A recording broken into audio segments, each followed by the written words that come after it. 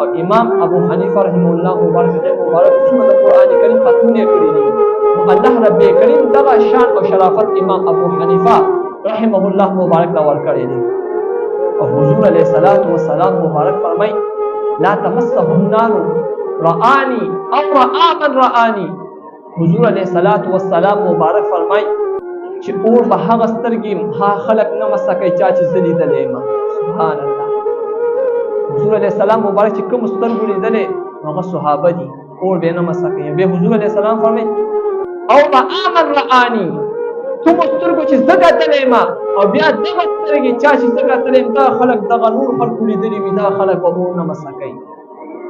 چا چې صحابه رسول الله مبارک کتلی دي اور به نه مسکئ. صحابه چا کتلی دي؟ هغه تابعینو کتلی دي. تابعینو کې امام ابو حنیفه صاحب هم دي چې حضور علیه السلام فرمایي دا خلک به اور نه مسکئ.